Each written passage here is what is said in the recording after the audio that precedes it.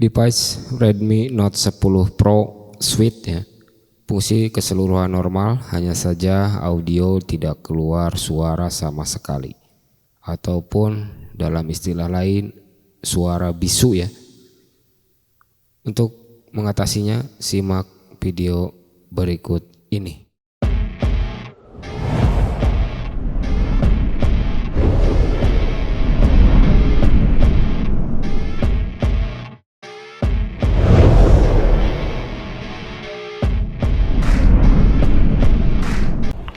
Dan oke, kembali lagi di channel Aquatronic Labs. Di video kali ini saya memegang unit ini Redmi Note 10 Pro ya.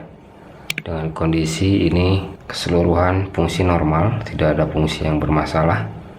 Hanya saja keluhannya yakni audio yang tidak keluar suara ya. Ini audio tidak berfungsi sama sekali. Tidak ada suara ya. Untuk jaringan saya coba panggilan darurat, ini total ya, tidak bisa mengeluarkan suara sama sekali. Kasus yang umum terjadi di seri ini ya, kerusakan audio, terjadi masalah di sistem sinkronisasi antara pin CPU dan amplifier kontrol. Sistem CPU dan kontrol audio terjadi loss koneksi ataupun terjadi hubungan yang tidak sempurna ya antara CPU dan kontrol audio ataupun IC audio controller ya. Ini sudah tidak ada baut, mungkin sudah dibongkar sebelumnya ya. Kasus ini sering ditemukan di seri Redmi Note 10 Pro. Kasusnya seperti ada yang tidak bisa disentuh ataupun touch not working ya, sinyal tidak keluar, kamera bermasalah dan crash di logo. Ada juga yang kasusnya audio bermasalah seperti ini ya. Jadi kerusakannya itu bervariasi. Kalau unit utuh, kerusakan umum terjadi di area CPU-nya. Kalau unit bekas servisan ya tidak tahu ya. Yang bekas servisan harus dianalisa dulu dan dipastikan penyebab kerusakan pastinya. Ini bagian tampak belakang masih utuh, belum terkena pembongkaran sebelumnya.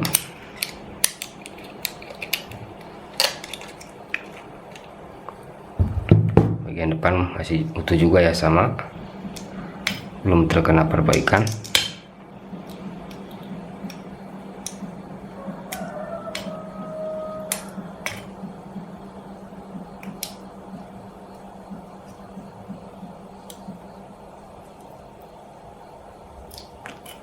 Ini sudah terbongkar untuk mesinnya. Saya tangani, saya masuk ke tahap perbaikan saja. Kita perbaiki unitnya, mudah-mudahan unit masih dapat terselamatkan untuk audionya ya.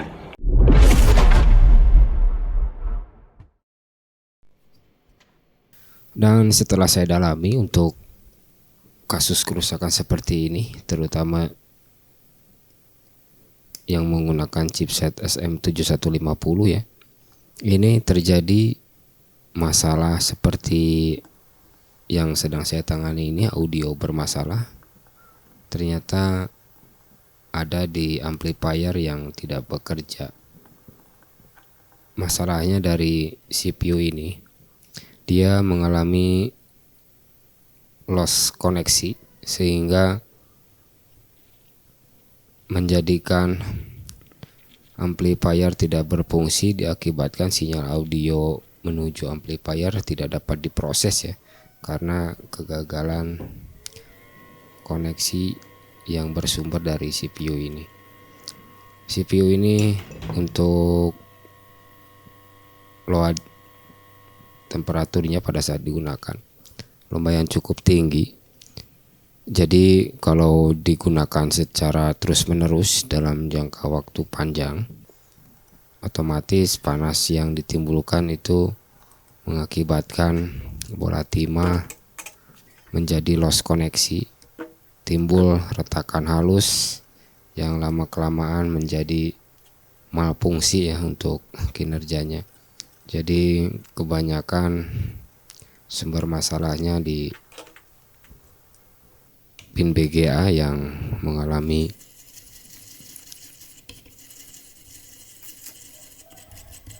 gagal fungsi ataupun hambatannya meninggi ya. Seperti itu dari kebanyakan kasus yang saya tangani. Bukan IC-nya rusak atau chipnya bermasalah ya, tapi memang koneksinya yang gagal diakibatkan dari induksi yang ditimbulkan.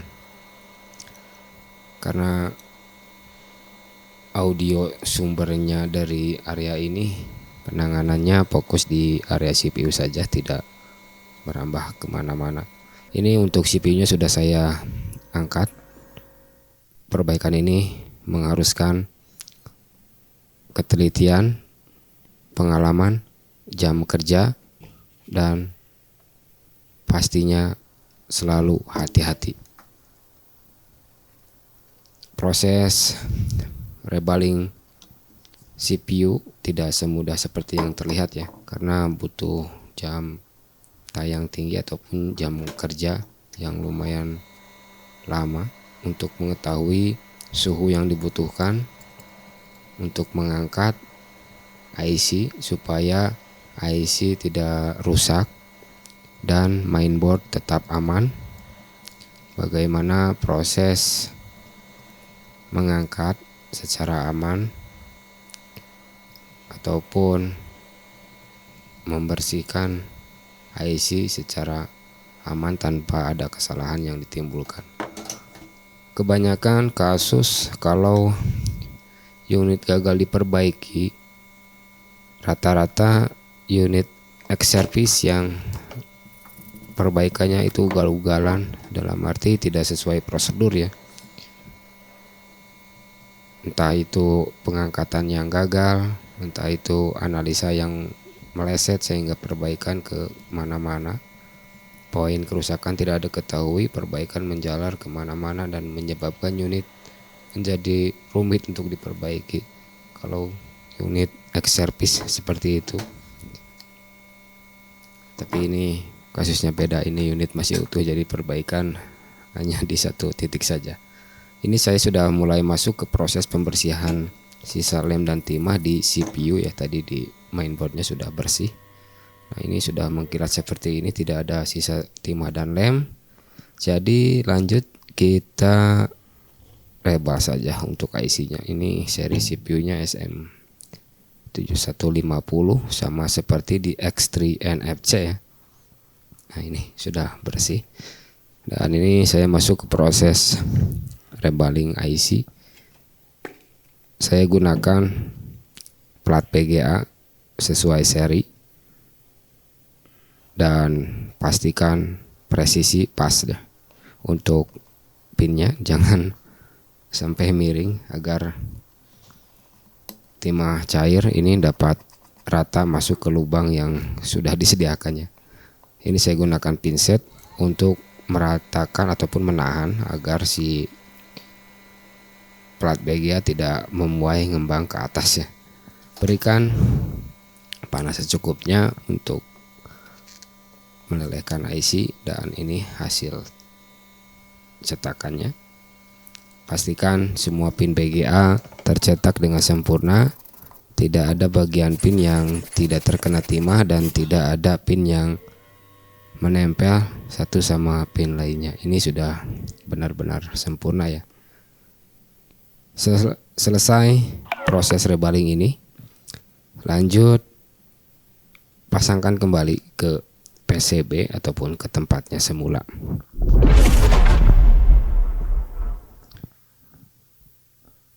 Nah ini permukaan PCB-nya sudah benar-benar bersih, tidak ada kotoran ya yang menyebabkan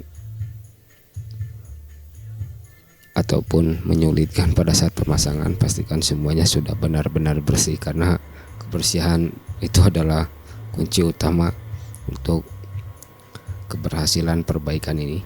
Karena kalau ada salah satu bidang ataupun pin PGA yang menonjol, itu akan menyebabkan sulitnya pada saat pemasangan, dia akan jingjet ataupun tinggi sebagian ya untuk pin PGA IC-nya. Berikan plug secukupnya, jangan terlalu banyak. Pastikan IC sudah terpasang presisi di garis yang sudah disediakan. Untuk panasnya gunakan panas yang sesuai seperti biasa.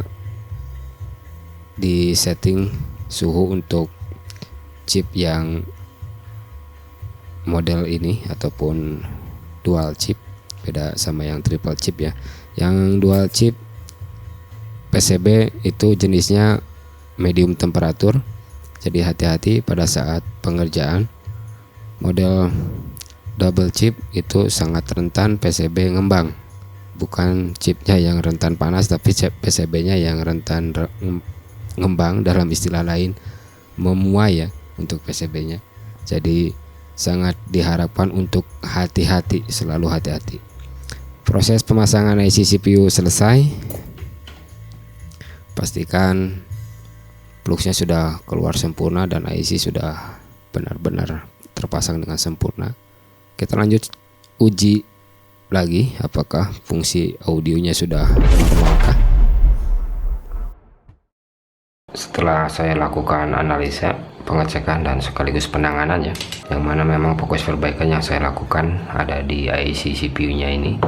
Untuk IC CPU-nya ini terjadi loss connect ya, yang menyebabkan audio tidak berfungsi ataupun audio tidak dapat bekerja dengan semestinya, sehingga audio bisu tidak keluar suara di earpiece maupun di speaker utama ya. Ini perbaikan yang saya lakukan hanya rebaling only, tidak melakukan perbaikan di area yang lainnya. Perbaikan ini bertujuan untuk merenew ataupun merefresh bola timah agar timah kembali terhubung dengan sempurna ya, karena mungkin efek panas yang ditimbulkan dari pemakaian sebelumnya sehingga menyebabkan timah yang aslinya itu ataupun timah yang dipasang di pabrikan retak halus diakibatkan dari penggunaan yang terlalu berlebihan seperti itu. Oke, dan setelah perbaikan selesai, saya uji kembali pakai LCD apakah sekarang audio sudah kembali berfungsikah. Ini mesin sudah terpasang ke LCD ya, saya on kan. Nah, ini sekarang logo Mi sudah muncul kembali. Saya tunggu sampai dia masuk ke menu utama.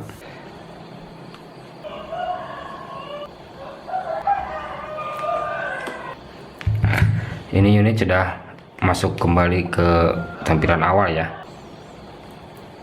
Ini sudah masuk lagi ke menu utama dan sekarang suara open screen ataupun buka kunci layar sudah keluar suara, artinya ini suara sudah pulih kembali ya. Saya coba cek audionya saja, langsung ke pengaturan dan ke bagian suara dan getaran ya. Nah, ini suara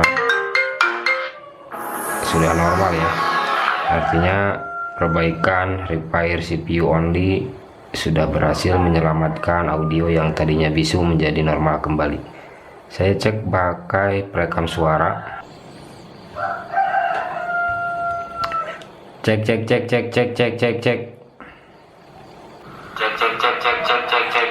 Nah, sekarang audio sudah keluar ya, artinya suara sudah bisa teratasi. Ini karena perbaikan CPU, jadi pengecekan harus keseluruhan biar tidak ada lagi fungsi yang bermasalah ya. Maka dari itu saya lengkapi dulu keseluruhan part dan kita uji fungsinya satu persatu apakah setelah perbaikan CPU semuanya normal, aman, tidak ada masalah. Kita lihat setelah part semua terpasang.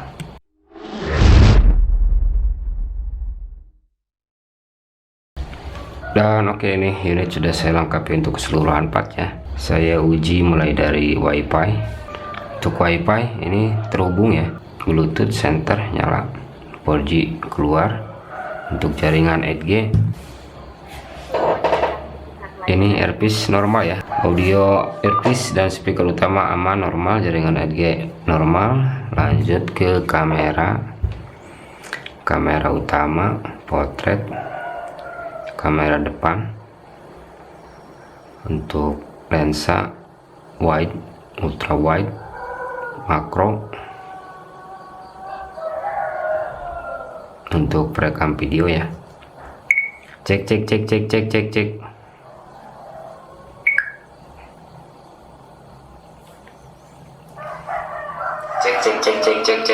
Nah, ini sudah normal semua ya.